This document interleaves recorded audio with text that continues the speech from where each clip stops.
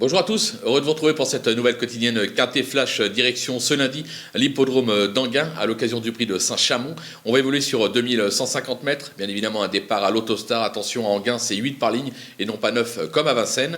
Un tout petit lot, seulement 13 partants. Il va falloir être inspiré pour trouver les chevaux pour les 3, 4 et 5e places. Pour les bases, on peut me faire confiance. On attaque tout de suite. Allez, on y va avec le 2, Fidelity.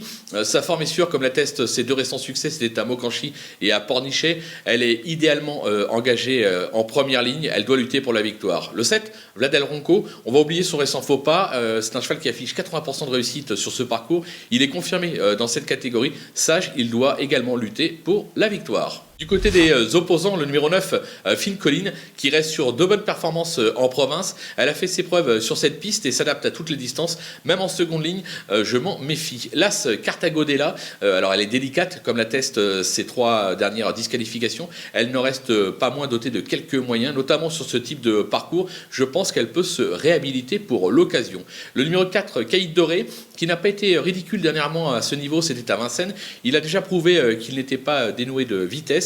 L'engagement est favorable, attention à lui. Et enfin le 10 va à Pensiero Gara, performant sur les anneaux italiens. Il semble avoir plus de mal à se faire aux courses françaises. Évoluer en gain va l'aider et comme le lot n'a rien d'extraordinaire, on ne peut pas l'écarter pour une place. Le coup de poker, ce sera un véritable coup de poker avec le 11 Excellent Day, qui est un spécialiste du trot monté, qui n'a pas le même rendement à l'attelé. Il est plutôt mal garé en seconde ligne. Vous allez me dire, pourquoi on le garde? Tout simplement parce que Éric Raffin a été appelé au sulky. Et si Éric Raffin le drive, je m'en méfie, c'est qu'il y a quelques petites ambitions. Alors pas pour la victoire, mais pour une 3, 4, 5e place, pourquoi pas. Les outsiders, ils sont au nombre de 3 avec le 12 Ribaud, qui a déjà prouvé sa vitesse, notamment à Vincennes et surtout en Scandinavie. En revanche, il rentre et peut se montrer délicat. Son entourage n'est pas du tout confiant, mais moi je m'en méfie parce qu'à l'issue d'une course rapide, il est capable de venir accrocher un lot, tout comme le numéro 6, Cœur de Loup.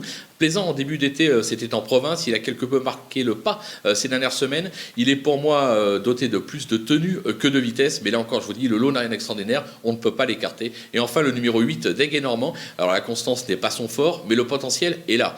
Il a fait ses preuves sur cette piste. En revanche, il rentre après pratiquement un an d'absence.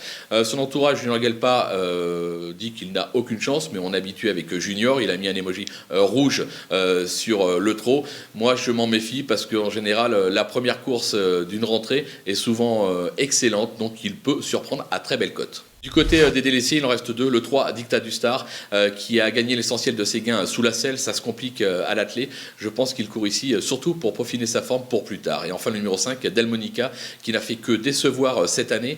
Un seul accessite pour 10 échecs. Elle est vraiment loin du niveau qui était le sien par le passé. Il faut d'abord qu'elle me rassure avant que je la reglisse dans une sélection. Voilà, on a fait le tour de ce tout petit quintet sur l'hippodrome d'Enghien. On va se quitter avec ma sélection et mes conseils de jeu. À vous de jouer.